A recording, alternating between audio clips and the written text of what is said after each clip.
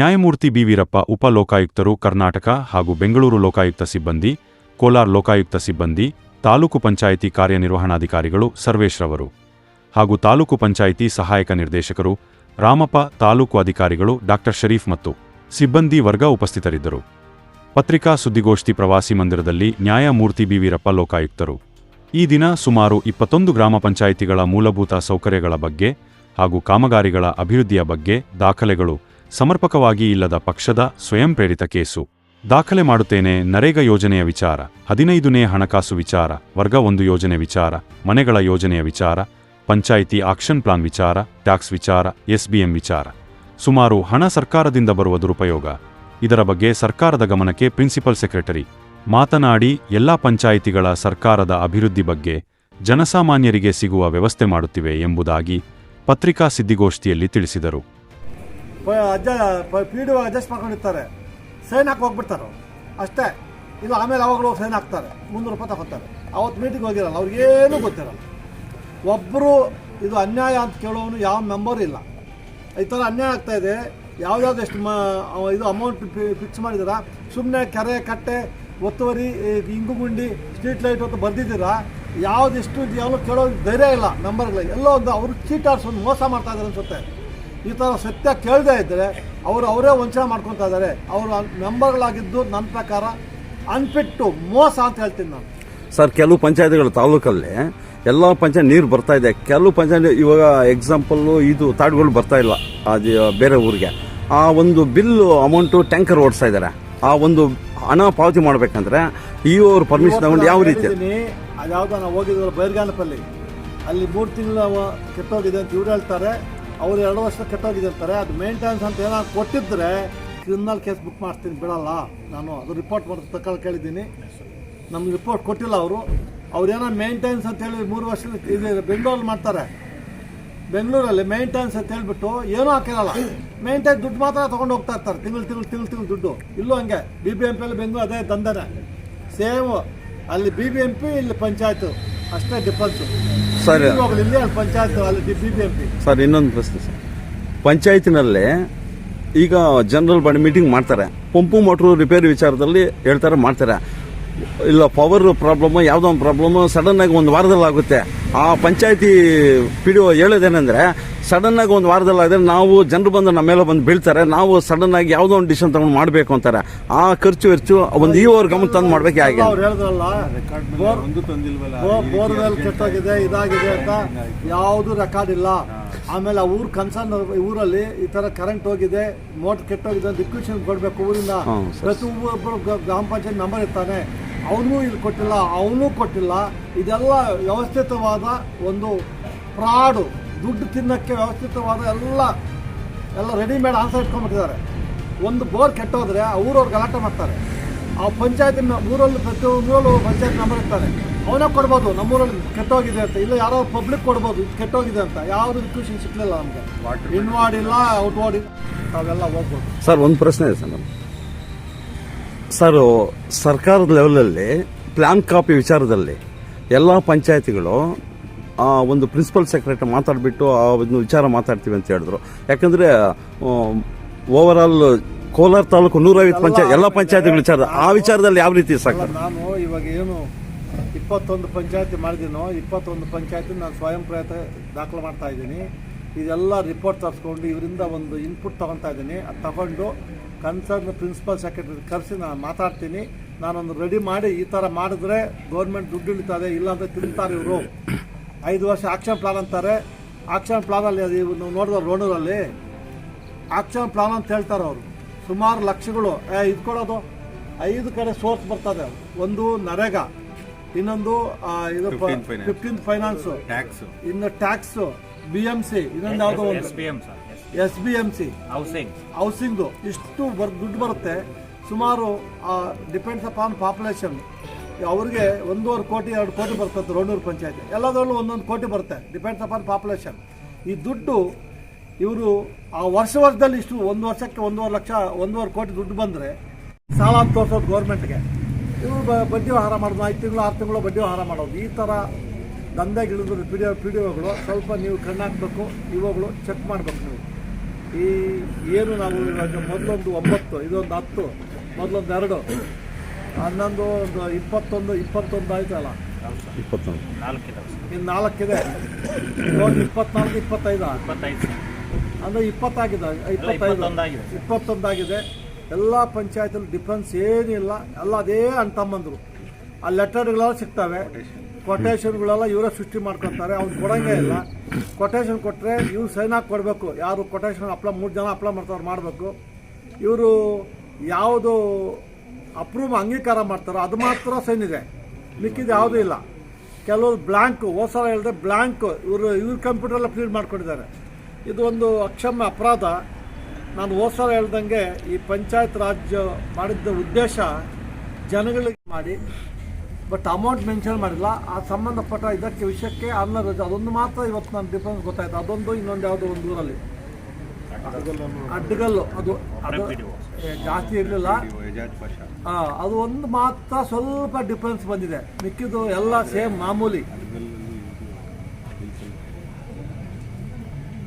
ಆ ಬಿಲ್ ಕಲೆಕ್ಟ್ರುಗಳು ಮಾಮೂಲಿ ಅವ್ರದ್ದು ದುಡ್ಡು, ಅದು ಬಿಯಾಂಡ್ ಲಿಮಿಟ್ ಹೋದರೆ KCSR ಪರ್ಮಿಷನ್ ತಗೋಬೇಕು, ಮಾಡಿಲ್ಲ. ಇವಾಗ ಎಲೆಕ್ಷನ್ ಮಾಡಿಬಿಟ್ಟು ಅವನು ಬಡ್ಡಿ ವ್ಯವಹಾರ ಕಟ್ಟಿದ್ದೀನಿ ಅಂತ ಸಾಲ ಕೊಟ್ಟಿದ್ದೀನಿ ರೈತರಿಗೆ, ಸುಮ್ಮನೆ ರಿಸಿಪ್ಟ್ ಯಾರು ತೊಗೊಳಕ್ಕಾಗಲ್ಲ, ಕೊಡೋಕ್ಕಾಗಲ್ಲ. ಇವರೆಲ್ಲೋ ಒಂದು ಕಡೆ ಇನ್ನು ನೇಮ್ ಆಫ್ ಈ ಜನ ಪಬ್ಲಿಕ್ ಅಂತ ಹೇಳ್ಬಿಟ್ಟು ರೈತರನ್ನ ತೊಗೊಂಡಿದ್ದೀನಿ, ಊರಲ್ಲ ಜನ ತೊಗೊಂಡಿದ್ದೀನಿ ಅಂತ ಹೇಳ್ಬಿಟ್ಟು 2 ಲಕ್ಷ 3 ಲಕ್ಷ ಬರಬೇಕು ಅಂತ ಹೇಳ್ಬಿಟ್ಟು ಇವರೆಲ್ಲೋ ಬಡ್ಡಿ ವ್ಯಾಪಾರ ಮಾಡ್ತಾರೆ ಅನಿಸುತ್ತೆ ನನಗೆ. ಇವಾಗ ಅವ್ರ ಮೇಲೆ ಕೇಸ್ ರಿಜಿಸ್ಟರ್ ಮಾಡಿದ್ದೀನಿ. ಅದೊಂದು ಹೊಸದು ಇವತ್ತು ಗೊತ್ತಾಯ್ತು ನನಗೆ. ಬಡ್ಡಿ ವ್ಯಾಪಾರ ಮಾಡ್ತಿದ್ದ ತಕ್ಷಣ ಅವ್ನ ಮಕ್ಕಳ ಒಂಥರ ಆಗುತ್ತೆ. ಇವೆಲ್ಲ ವ್ಯವಸ್ಥಿತವಾದ ತಿನ್ನಕ್ಕೆ ಏನು ಮಾಡ್ತಾರೆ ಅಲ್ಲ ಮಾಡ್ಕೊಂಡಿದ್ದಾರೆ. ಸಂಬಂಧಪಟ್ಟ ಕಾನೂನು ಚೌಕಟ್ಟು ದಾಖಲೆ ಕೊಟ್ಟು ಇವು ಅವರು ಪರ್ಮಿಷನ್ ಕೊಟ್ಟರೆ ಮಾಡ್ಬೋದು. ಅದು ಎಲ್ಲ ಪರ್ಮಿಷನ್ ಕೊಟ್ಟಲ್ಲ ಸರ್, ಫಸ್ಟ್ ರಿಕ್ವೆಷನ್ ಕೊಡಬೇಕು. ರಿಕ್ವೆಷನ್ ಕೊಟ್ಟ ಮೇಲೆ ಗ್ರಾಮ ಪಂಚಾಯತ್ ರೆಸಲ್ಯೂಷನ್ ಮಾಡಿಸ್ಬೇಕು. ಕೆಟ್ಟೋಗಿ ಇಷ್ಟು ದುಡ್ಡು ಕೊಡ್ಬೇಕಾಗ್ತಾ ನಾವೆಲ್ಲ ಮಾಡ್ಬೋದು ಅಂತ ಮಾಡಬೇಕು. ರೆಸಲ್ಯೂಷನ್ ಪಾಸ್ ಮಾಡೋದು. ಅಟ್ಲೀಸ್ಟ್ ಅವ್ರು ಮಾಡಲಿಲ್ಲ ಅಂದರೆ ಪಂಚಾಯತಿ ಪ್ರೆಸಿಡೆಂಟು ಆಮೇಲೆ PDO ಪರ್ಮಿಷನ್ ತಗೋಬೇಕು. ಇವತ್ತು ಸರ್ ಈ ಥರ ಆಗಿದೆ, ಎಮರ್ಜೆನ್ಸಿ ನಾವು ಮಾಡ್ತಾ ಇದ್ದೀವಿ ಅಂತ ಫೋನ್ ಹೇಳೋದು ಸಾಕು. ಅವ್ರು ಎಸ್ ಅಂತಾರೆ. ಅದು ಇದರಲ್ಲಿ ಇವಾಗೆಲ್ಲ ವಾಟ್ಸಪ್ 2 ನಿಮಿಷ ಕಳಿಸ ಬರುತ್ತೆ. ಜನಗಳಿಗೆ ಪಬ್ಲಿಕ್ಗೆ ಇಮಿಡಿಯೇಟ್ ಕುಡಿಯೋ ನೀರು ಬೇಸಿಕ್ ನೆಸಿಟಿ, ಅದನ್ನು ಲೇಟ್ ಮಾಡೋಂಗಿಲ್ಲ. 3 ಅವರ ಬೇರೆ ಊರಿಗೆ ಎತ್ಕೊಂಡು ಹೋಗೋದು ಅಂತಾರೆ. ಒಂದು ಅದು ಹೆಡ್ ಕ್ವಾರ್ಟರ್ ಬರಿಗಾನಪಲ್ಲಿ, ಅಲ್ಲಿಂದ ಬೇರೆ ಊರಿಗೆ ಹೋಗೋದು, ಹೆಣ್ಮಕ್ಳೆಲ್ಲ ಎತ್ಕೊಂಬರೋದು ನೀರು ಅಂದರೆ is it not A same sir. ಎಲ್ಲಿ ನಮ್ಮ ಸ್ವಾತಂತ್ರ್ಯ ಬಂದಿದೆ? 79 ವರ್ಷ ಆಯ್ತು ಸ್ವಾತಂತ್ರ್ಯ ಬಂದು. ಇಲ್ಲ ಇನ್ನೂ ನಾವು ಬೇರೆ ಕಡೆಯಿಂದ ಎತ್ಕೊಂಬರೋದು ಅಂದರೆ ಒಂಥರ ಅಸಹ್ಯ ಅಲ್ವಾ? ಪಕ್ಕದವ್ರಿಗೆ ಹೋಗಿ ನೀರು ಅವ್ರು ಬಿಡಲ್ಲ. ಅವರ ಜಾಸ್ತಿ ಪಾಪ್ಯುಲೇಷನ್ ಒಂದೇ ಇದ್ದಾಗ ನೀರು ಸರಿಯಾಗಿ ಬರದೇ ಇದ್ದರೆ ಅಲ್ಲಿ ಬಿಂದಿಗೆಗಳು ಗಡಿಗೆ ಫೈಟ್ ಮಾಡ್ಕೊತಾವೆ. ಆಮೇಲೆ ನಮ್ಮೂರು ಬಂದು ಗಲಾಟ ಮಾಡ್ತಾರೆ, ಅಲ್ಲೂ ಮತ್ತೆ ಸ್ಟಾರ್ಟ್ ಆಗುತ್ತೆ. ಎಲ್ಲ ಒಂದು ಕಡೆ ಇವರು ವ್ಯವಸ್ಥಿತವಾಗಿ ಮಾಡ್ತಾ ಇಲ್ಲ. ಅದಕ್ಕೆ ಪಂಚಾಯತ್ ಡೆವಲಪ್ಮೆಂಟ್ ಆಫೀಸರ್ಸು ಕಾರಣ, ಅಧ್ಯಕ್ಷರು ಕಾರಣ. ಆ ಥರ ಇದ್ದದ್ದಲ್ಲಿ ನಾನು ಇವಾಗ ಸ್ಟ್ರಿಕ್ಟಾಗಿ ಹೇಳಿದ್ದೀನಿ. 5 ರೆಸಲ್ಯೂಷನ್ ಪಾಸ್ ಮಾಡಿಸಿ ಕಳಿಸಿದ್ದೀನಿ. ಅದು ಮಾಡದೇ ಇದ್ದರೆ ನಾನು ಬಿಡೋದಿಲ್ಲ. Thank you sir. ಇವತ್ತು ನಾವು ಸುಮಾರು 14 ಹಳ್ಳಿ ಗ್ರಾಮ ಪಂಚಾಯತ್ಗೆ ಹೋಗ್ಬೇಕು ಅಂತ ಪ್ಲ್ಯಾನ್ ಮಾಡಿದ್ವಿ. 10 ಗ್ರಾಮ ಪಂಚಾಯತಿಗಳನ್ನು ಇವತ್ತು ಹೋಗಿ ಚೆಕ್ ಮಾಡೋಕ್ಕೆ ಅವಕಾಶ ಆಯಿತು.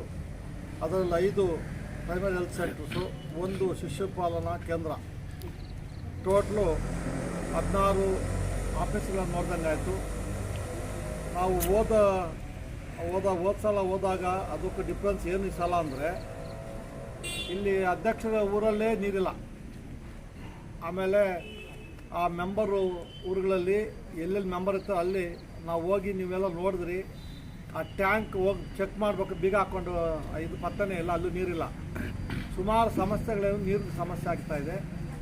ಎಲ್ಲ ಒಂದು ಕಡೆ ಇಂಗುಂಡಿಗಳು ನೀರು ಸಮಸ್ಯೆ. ಹೋದ ಸಲ ಎಲ್ಲ ಹೇಳಿ ಬಂದಿದ್ದೀವಿ. ನಮ್ಮ ಇವರು ಆಲ್ರೆಡಿ ಸೆಟ್ಲ್ ಇಶ್ಯೂ ಮಾಡಿದ್ರೆ ಈ ಎಲ್ಲ ಪಾಯಿಂಟ್ಸ್ 5 ಪಾಯಿಂಟ್ಸ್ಗೆ ಇಂಗುಗುಂಡಿ, ಡ್ರಿಂಕಿಂಗ್ ವಾಟ್ರು, RO, ಇದು ಚರಂಡಿ, ಸ್ಟ್ರೀಟ್ ಲೈಟ್ಸು, ಕೆರೆ ಎಂಕ್ರೋಚ್ಮೆಂಟ್, ಇಷ್ಟಕ್ಕೆ ನಾವು already settle issue without permission ಅಲ್ಲಿ ಡಿಪಾಸಿಟ್ ಮಾಡಿದ್ದಾನೆ. ಇವನು ಡಿಪಾಸಿಟ್ ಮಾಡ್ಕೊತಾ ಇದ್ದಾನೆ ಫೆಬ್ರವರಿಯಿಂದ. ಇವನಿಗೆ ಲೈಸೆನ್ಸೇ ಕೊಟ್ಟಿಲ್ಲ ಪಂಚಾಯತಿಂದ. ಇವನು ಟೋಲ್ ಕಲೆಕ್ಷನ್ ಮಾಡೋದು, ಫೀಸ್ ಕಲೆಕ್ಷನ್ನು. ಅವನು 1,000 ಬರುತ್ತೆ ಅಂತ ಹೇಳ್ತಾನೆ, ಲೋಕಲ್ ಅವರು 10,000 ಬರುತ್ತೆ ಅಂತ ಹೇಳ್ತಾರೆ. ತಿಂಗಳಿಗೆ 3 ಲಕ್ಷ ನಿಂದೋಯ್ತು. ಅದ್ರಲ್ಲಿ ಸುಮ್ಮನೆ ಅವನು 20-30 ವರ್ಷ ಮಾಡ್ತಾ ಅನುಭವಿಸ್ತಾ ಅವನು. ಈ ಥರ ಗ್ರಾಮ ಪಂಚಾಯತಿಗಳು ಮಾಡ್ತಾ ಇದ್ರೆ ಹೆಂಗೆ ಉದ್ಧಾರ ಆಗುತ್ತೆ ಗ್ರಾಮ ಪಂಚಾಯತ್? ಅವರು ನಾಟ್ ಓನ್ಲಿ ಚೀಟೆಡ್ ಗ್ರಾಮ ಪಂಚಾಯತಿ, cheated general public, cheated the government. ಇಂಥವೆಲ್ಲ ಅವಕಾಶ ಇಲ್ಲ ಅಂತವ್ರು ಹೇಳಿದ್ದೀನಿ. ನಮ್ಮ ಇವರು ಆಲ್ರೆಡಿ ಆಮೇಲೆ 15 ವರ್ಷದಿಂದ 72 ಅಂಗಡಿಗಳು ಆಕ್ಷನ್ ಮಾಡೋದಲ್ಲ. ಸಬ್ ಲೀಸ್ ಆಗಿದೆ. ಅಲ್ಲಿ ಇವತ್ತು ಲೀಸ್ ಮಾಡಿ 5,000 ಬರ್ಬೋದು, 3,000 ಬರ್ಬೋದು. 1,000 ಕೊಟ್ಟಿದ್ದಾರೆ. ಅವರು ಅಧ್ಯಕ್ಷರಿಗೆ ಆಲ್ರೆಡಿ ಇವರು ಪಾರ್ಟಿ ನಮ್ಮ ಪಂಚಾಯತ್ ಅಧ್ಯಕ್ಷ ಪಾರ್ಟ್ 3 ಏನ ನೀವು ಮಾಡೋದು ಪಾರ್ಟ್ 3 ಏನಲ್ಲಿ ಆಲ್ರೆಡಿ ಶೋಕಾಸ್ ನೋಟಿಸ್ ಕೊಟ್ಟಿದೆ, ಡಿಸ್ಕ್ವಾಲಿಫಿಕೇಷನ್ಗೆ ರೆಕಮೆಂಡ್ ಮಾಡ್ತಾರೆ. ಅದು ಕಾನೂನುಬದ್ಧವಾಗಿ ಮಾಡ್ತೀವಿ. ಈ ಥರ ಆದರೆ ಅಮ್ಮನ ಅಧ್ಯಕ್ಷ ಅಮ್ಮ ಮಗ ಬಂದು ಕೆಲಸ ಮಾಡೋದು. ನಾವು 4 ಕ್ವಶನ್ಸ್ ಚರಂಡಿ ಸ್ವಲ್ಪ ಮಣ್ಣು ತೆಗಿತಾರೆ, ಕುಂಡು ಗುತ್ತಿಗೆ ಕೊಡ್ತಾರೆ. ಅದ ಎಲ್ಲ ಪೀಸ್ ಫೀಲ್ ಮಾಡಿಬಿಟ್ರೆ ಅದು ಟೆಂಡರ್ ಕರೆಯೋಂಗಿಲ್ಲ. ಇವಾಗ ಇವ್ರು ಏನು ಮಾಡ್ತಾರೆ, 10,000 ರೂಪಾಯಿ ಅಂದ ತಕ್ಷಣ ಏನು ಮ್ಯಾನ್ಯುಯಲ್ ಟೆಂಡರ್ ಕರಿಬೇಕು ಅಂತ ಹೇಳ್ಬಿಟ್ಟು 9,980 ರೂಪಾಯಿ 20 ರೂಪಾಯಿ ಬಿಡ್ತಾರೆ, ಬಿಲ್ ಇಸ್ಕೊಡ್ತಾರೆ. ಆಮೇಲೆ ಕೆಲವೊಂದು ಅದೊಂದು ಶಾಕಿಂಗು, ಅವರೇ ಡಾಮಿನೇಷನ್ ಪಂಚಾಯತ್ಗಳಲ್ಲಿ ಎಲೆಕ್ಟ್ರಿಕ್ ಇವ್ರು ಇರ್ಬೋದು, ರಿವೈಂಡಿಂಗ್ ಇರ್ಬೋದು, ಮತ್ತು ಅವರೆಲ್ಲ ಅಲ್ಲಿ ಪ್ರಕಟಣೆಯಲ್ಲಿ ಬೋರ್ಡ್ ಹಾಕ್ತಾರೆ GST ಇರಲೇಬೇಕು ಸಂಬಂಧಪಟ್ಟು. ಸುಮಾರು GST ಇಲ್ಲ. ಇವಾಗ ನಾವೆಲ್ಲ ಜೆರಾಕ್ಸ್ ಮಾಡ್ಕೊಂಡಿದ್ದೀವಿ ಆ ಕಂಪ್ನಿಗಳದ್ದು, ಯಾರ್ಯಾರು ರಿವೈಂಡಿಂಗ್ ಮಾಡೋದು, ಯಾರ್ಯಾರು ಎಲೆಕ್ಟ್ರಿಕ್ ಇದೆಲ್ಲ, ಇವೆಲ್ಲ ಸೇರಿಸಿ ನಾನು GST ಅವ್ರಿಗೆ ಕಳಿಸ್ತೀನಿ. ಅವ್ರು ಇವ್ರು ಹಿಡ್ಕೊತಾರೆ, ಅವಾಗ ಬಿಸಿನೆಸ್ ಸ್ಟಾರ್ಟ್ ಆಗುತ್ತೆ. ಅದೊಂದು ರೀತಿ ಒಳ್ಳೇದಾಯ್ತು ನಮಗೆ. ಅದೆಲ್ಲ ಸೇರಿಸಿ GST ಅವ್ರಿಗೆ ಕರೆಸಿ ಅವ್ರಿಗೆಲ್ಲ ಕೊಡ್ತೀನಿ, ಚೆಕ್ ಮಾಡಿರಿ, ಇವೆಲ್ಲ ಕರೆಕ್ಟಾಗಿ ಚೆಕ್ ಮಾಡಿ ಅಂತ ಅವ್ರೊಂದು ಸಲ GST ಅವರು ಮಾಡ್ತಾರೆ. ಆ ಕೆಲಸ ಮಾಡಿದ್ಮೇಲೆ ಅದೊಂದು ಸ್ವಲ್ಪ ಅನುಕೂಲ ಆಗುತ್ತೆ. ಸಲ ಇದ್ದಾರೆ, ಮಾಡ್ತೀವಿ ಅಂತ ಹೇಳ್ತಾ ಇದ್ದಾರೆ. ಇವತ್ತು ನಾವು ಹೋಗಿದ್ದು 10 ಪಂಚಾಯತಿ, ನಾನು ಯಾವುದೂ ನನಗೆ ಸಮಾಧಾನ ಆಗಲಿಲ್ಲ. ನಾನು ಸ್ವಯಂ ಪ್ರೇರಿತ ದುಡ್ಡು ಅದನ್ನು ದೂರು ದಾಖಲೆ ಮಾಡಿ ರಿಜಿಸ್ಟರ್ ಮಾಡ್ಕೊತಾ ಇದ್ದೀನಿ, ಇನ್ಕ್ಲೂಡಿಂಗ್ ದಟ್ ಯಾವುದದು PHC ಸೆಂಟ್ರ್ ಇದೆಯಲ್ಲ, ಗೌನಪಲ್ಲಿ CHC ಮತ್ತು ಅಡ್ಗಲ್ಲು, ಅಲ್ಲಿ ಏನೂ ಇಲ್ಲ, ಅದನ್ನು ಮಾಡ್ತಾ ಇದ್ದೀನಿ. ಇನ್ನೊಂದು ಯಾವುದೋ ಒಂದು ಇದೀವಲ್ಲ ನಾವು, ಅದು ಪರವಾಗಿಲ್ಲ, ಸ್ವಲ್ಪ ಸುಮಾರಾಗಿತ್ತು. ಅಲ್ಲಿ ಆ ಹೆಣ್ಮಗಳಿದ್ವಲ್ಲ, ಅದು ಅಡ್ಗಲ್ ಪರವಾಗಿಲ್ಲ, ಅಡ್ಗಲ್ ಹೆಣ್ಮಗಳಿದ್ದು ಪರವಾಗಿಲ್ಲ. ಇದು ಆಂಬುಲೆನ್ಸ್ ಹೇಳಿದ್ವಿ ಬಿಡಿ, ಸಪ್ರೇಟ್ ಮಾಡೋದಕ್ಕೆ ಕೇಸ್ ಇಷ್ಟು ಮಾಡೋದು ಬೇಡ. ರಾಯಲ್ಪಾಡು ಮತ್ತು ಮುದಿಬಾಡ್ಗು ಆ ರಾಯಲ್ಪಾಡಲ್ಲಿ ಯಾವುದಾದ್ರು ಎರವಂವಾರಿಪಲ್ಲಿ ಅಲ್ಲಿ ಒಂದು ಮಾತ್ರ ಇವತ್ತು ನಾನು ನೋಡಿದ್ದೇನು ಅಂದರೆ, ಪ್ರತಿಯೊಂದು ಐಟಮ್ಗೂ ಏನು ಅವರು ಖರ್ಚು ಮಾಡ್ತಾರೋ ಹಳ್ಳಿಗೂ ಗ್ರಾಮಕ್ಕೂ ಅಧಿಕಾರ ಡಿಸ್ಟ್ರಿಬ್ಯೂಷನ್ ಜನಗಳು ಒಳ್ಳೆಯದಾಗಲಿ ಅಂತ.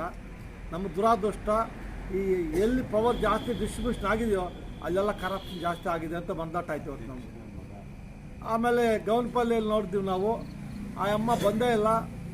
ಇಲ್ಲ, ನಾನು ಬೆಂಗಳೂರಲ್ಲಿ ಒಂದು ಹಿಡಿದೆ, ಏನು BBMPಯಲ್ಲಿ ಅಮ್ಮನ ಪರವಾಗಿ ಬಂದು ಮಗ ಕೆಲಸ ಮಾಡ್ತಾಯಿದ್ರು. ಇಲ್ಲಿ ಇವತ್ತು ಗೌನಪಲ್ಲಿಯಲ್ಲಿ ಅಮ್ಮನ ಪರವಾಗಿ ಬಂದು ಮಗ ಕೆಲಸ ಮಾಡೋದು, ನಾನೇ ಸೂಪರ್ವೈಸ್ ನೋಡ್ಕೊತೀನಿ ಸರ್ ಅಂತ. ನಾವು ಅದು ಇದು ನೋಡಿದ ತಕ್ಷಣ ಬ್ಯಾ ಅಂದ್ಬಿಟ್ಟ. ಆಮೇಲೆ ಇನ್ನೊಂದು ಆಘಾತವಾದ ಕೆಲಸ ಆಗಿತ್ತು ಅಂದರೆ, ಅವನು ಯಾರೋ ಶ್ರೀನಿವಾಸ ಅನ್ನೋನು 3 ಲಕ್ಷ ಕೊಟ್ಟಿದ್ದೀನಿ, ನನಗೆ ರಿಸಿಪ್ಟ್ ಕೊಟ್ಟಿಲ್ಲ ಅಂತ. ಅದು ಕೊಟ್ಟರೆ ಅಲ್ಲಿ ಪಾಸ್ ಆಗಬೇಕು, ರೆಗ್ಯುಲರ್ ಪಾಸ್ ಮಾಡಿ ಕೊಡಬೇಕು, ಏನಿಲ್ಲ. ಇವನು 3 ಲಕ್ಷ ಕೊಟ್ಟಿದ್ದೀನಿ ಅಂತ ಒಪ್ಕೊತಾನೆ ಅಕೌಂಟೆಂಟು. ಆಮೇಲೆ ತಮಾಷೆ ಏನು ಅಂದರೆ, ಇವನು ಕಲೆಕ್ಷನ್ ಸೆಗ್ರಿಗೇಷನ್ ಮಾಡ್ತಾಯಿಲ್ಲ. ಅವ್ರು ಯಾರು ಮೆಂಬರ್ಸು ವರ್ಷಕ್ಕೆ ಒಂದೇ ಸಲ ಆಕ್ಷನ್ ಪ್ಲಾನ್ ಸೈನ್ ಹಾಕಿದ್ಬಿಟ್ರೆ ಮತ್ತೆ ಯಾವನು ನೋಡಲ್ಲ. ಒಂದು ಮಾತ್ರ ಎರಮಪಾರಪಲ್ಲಿ ಒಂದು, ಈ ರೋಣೂರು ಒಂದು, ಇನ್ನೊಂದು ಯಾವುದೋ ಬೈಲಪಲ್ಲಿ, ಆ 3ರಲ್ಲಿ ಮಾತ್ರ ಆನ್ಲೈನ್ ಮಾಡಿದ್ದಾರೆ. ಅವರು ಅಮೌಂಟ್ ಮೆನ್ಷನ್ ಮಾಡಲ್ಲ, ಸುಮ್ಮನೆ ಸ್ಟ್ರೀಟ್ ಲೈಟ್ಸು, ಚರಂಡಿ ಕ್ಲೀನಿಂಗು, ಜನರಲ್ ಆಗಿ ಯಾವುದಕ್ಕೆ ಎಷ್ಟೆಷ್ಟು ಇಲ್ಲ. ಎಲ್ಲೋ ಒಂದು ಕಡೆ ಇವರು ಅದು ಕರೆಕ್ಟಾಗಿ ಇಷ್ಟು ದುಡ್ಡು ಇಷ್ಟಕ್ಕೆ ಸಪ್ರೇಟ್ ಸೆಕ್ರೆಟ್ ಮಾಡಿರೋದ್ರಿಂದ ಗ್ರಾಮ ಪಂಚಾಯತಿ ಅಧ್ಯಕ್ಷರು PDOಗಳು ಮೋಸ ಮಾಡಿ ಜನಗಳಿಗೂ ಮೋಸ ಮಾಡ್ತಾ ಇದ್ದಾರೆ, ಪಂಚಾಯತಿಗೆ ಮೋಸ ಮಾಡ್ತಾ ಇದ್ದಾರೆ, ಸರ್ಕಾರಕ್ಕೆ ಮೋಸ ಮಾಡ್ತಾ ಇದ್ದಾರೆ. ಅವರು ಬೆಳ್ಕೊತಾ ಇದ್ದಾರೆ. ಎಲ್ಲೋ ಒಂದು ಕಡೆ ನಾವು ಗ್ರಾಮ ಪಂಚಾಯತಿಗಳು ಮಾಡೋ ಉದ್ದೇಶ ಏನು ಅಂದರೆ, ಜನಗಳಿಗೆ ಏನು ನಿಜವಾದ ನ್ಯಾಯ ಸಿಗಬೇಕು, ನಿಜವಾದ ಫೆಸಿಲಿಟೀಸ್ ಗೌರ್ಮೆಂಟ್ ಏನು ಸಿಗುತ್ತೋ ಅದು ಕೊಡಬೇಕು ಅಂತ ಈ ಥರ ವ್ಯವಸ್ಥೆ ಇದೆ.